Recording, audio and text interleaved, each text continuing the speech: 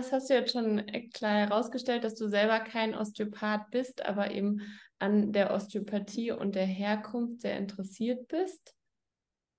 You're not an osteopath yourself, as you pointed out, but you are very interested in osteopathy and the development of osteopathy, as you pointed out. Wir sind natürlich jetzt neugierig darauf, was die wichtigsten Erkenntnisse aus deiner Forschung sind, insbesondere in Bezug auf die Osteopathie. Hast du Lust, darüber uns ein bisschen zu erzählen? And obviously, we are really curious about what your research brought to light about osteopathy and the beginnings of osteopathy. And would you like to share some of that with us? Oh, I appreciate the question. I will do my best. Freut sich über diese Frage und wird sein Bestes geben. So when I first started to research of osteopathy, it was the story of Andrew Taylor Still and his father, Abram Still. Als begonnen hat, sich mit der Osteopathie zu beschäftigen, war es natürlich Forschung in Bezug auf Dr. Andrew Taylor Still und dessen Vater Abram Still. But when I read some of Still's papers and the early journals of the American Osteopathy Association, I was not devoid of information from other areas that maybe conflicted a little.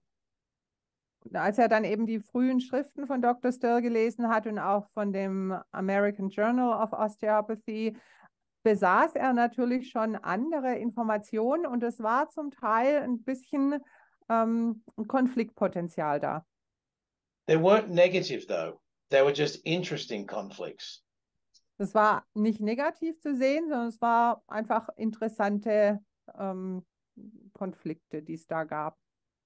Because what I would see was that the community of Kirksville was basically a Central European community that had migrated in the 19th century with established desires and needs for hands-on and whole body care.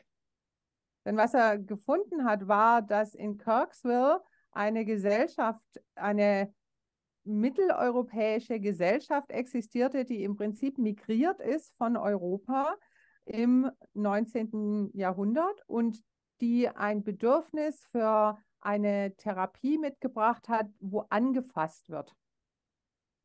And because I had done some physiotherapy research that took me from Scandinavia into Germany, into Central Europe, that dated before the formation of osteopathy in the USA, I had to sort that out.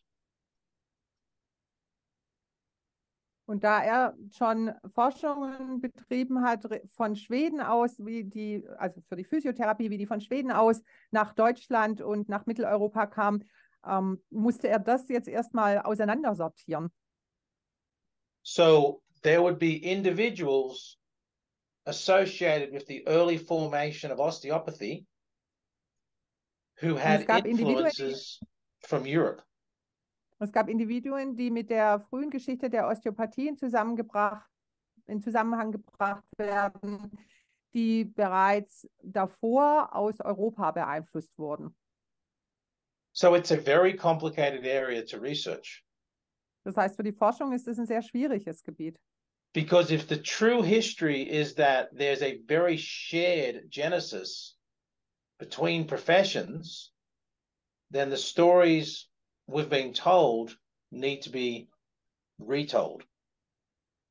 Denn wenn es so ist, dass schon ganz früh eine gemeinsame Geschichte dieser ganzen Berufe besteht oder dass es die schon sehr früh gab, dann heißt das, alles, was wir gelernt haben, muss eigentlich neu erzählt werden. And again, it's not to be critical because all the stories were of wonderful benefit for people. They were just being told by different professions at the same time on different continents. Und möchte nochmal ausdrücklich betonen, dass das keine Kritik ist, sondern dass es eigentlich ganz toll ist. Es sind all diese Geschichten, die zur gleichen Zeit von unterschiedlichen Menschen auf unterschiedlichen Kontinenten erzählt wurden. As an example, I mentioned Jonas Kellgren. Er nimmt als Beispiel Janis Kellgren, von dem er schon gesprochen hat, who was listed as a German army lieutenant and an early physiotherapist trained in Sweden, who in around 1870 has a mechanotherapy clinic in Germany. und der war als Armeeleutnant aufgeführt, der in Schweden Physiotherapie gelernt hat, in Deutschland gearbeitet hat und dort eine Klinik, ein Krankenhaus für Mechanotherapie aufgebaut hat.